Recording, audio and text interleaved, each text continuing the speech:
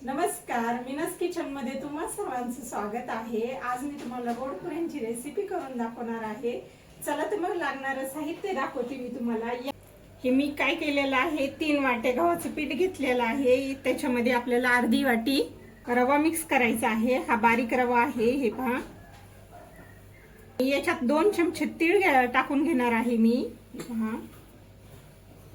वेलची पावडर आहे, ही वेलची पावडर टाकून घेऊया। अर्धी वाटी तूप आहे ना, मी हे गरम करून याच्यामध्ये टाकणार आहे। 1 वाटी मी पाणी गरम करायला ठेवणार आहे आणि त्याच्यातच आपल्याला 1 वाटी गूळ टाकायचा आहे, हे पहा।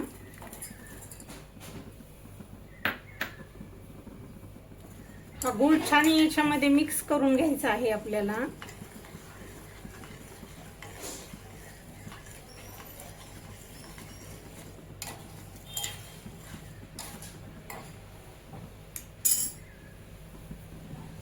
तूप गरम करून घ्यायचं आहे आणि इकडे गूळ चांगला हे होतोय, याच्यामध्ये विरघळतोय, हे पहा। याला अर्धी पळी ही मी तूप गरम करून घेतलेलं आहे, हे याच्यावर टाकून घ्यायचं आहे आणि गरम तूपच हे याच्यामध्ये काय करायचं आहे, आपल्याला छान मिक्स करून घ्यायचं आहे अशा पद्धतीने।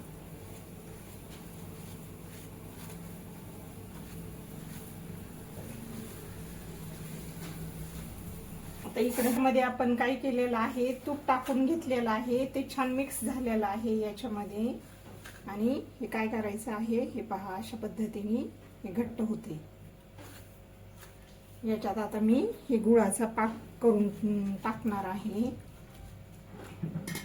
आणि आपल्याला काय करायचं आहे, घट्टसर मळून घ्यायचं आहे हे पीठ।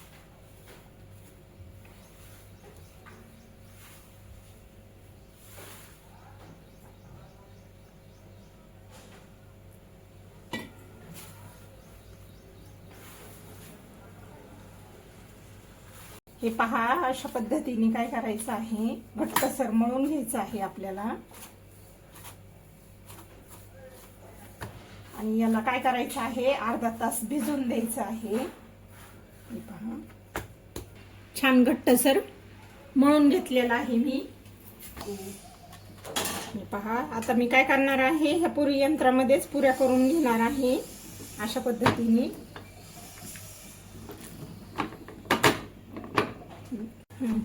याच्यावर आपल्याला काय करायचं आहे, ही खसखस लावून घ्यायची आहे।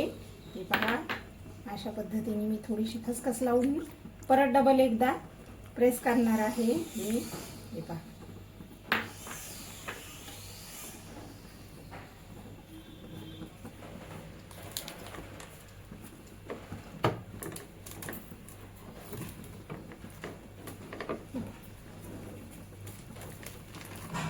ही झाली आपली पुरी तयार। अशाच ह्या पुऱ्या काय करणार आहे, मी सर्व पुऱ्या करून घेणार आहे। आता मी ह्या अशा सगळ्या पुऱ्या तळून घेणार आहे। हे पहा, 2 करून आपल्याला ह्या पुऱ्या तळून घ्यायच्या आहेत। याच्यामध्ये गूळ, वेलची आणि तूप टाकल्यामुळे ना ह्या पुऱ्याला ना एक चव खूप छान लागते खायला।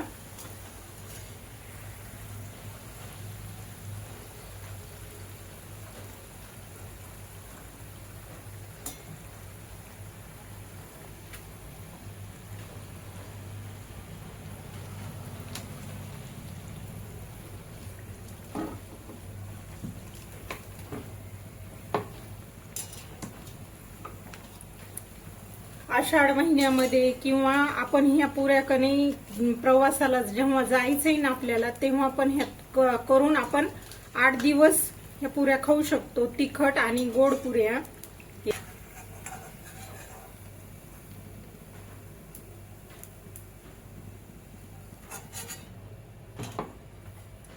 काय करणार आहे, ह्या अशा पुऱ्या तळून घेणार आहे आपण।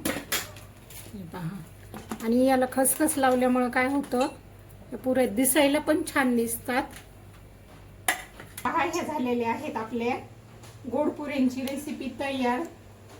या अशा पद्धतीने आणि अगदी टम फुगलेले आहेत आणि तेवढ्याच खुसखुशीत झालेल्या आहेत. हे झालेल्या आहेत गोड पुऱ्या तयार. तुम्ही हे आषाढ महिन्यात पण करू शकता किंवा जेव्हा आपल्याला प्रवासाला जायचं आहे तेव्हा पण आपण ह्या करू शकतो. ह्या 8 दिवस टिकणाऱ्या पुऱ्या आहेत. तुम्हाला ह्या पुऱ्याची रेसिपी आवडली असेल तर एकदा नक्की ट्राय करून पहा.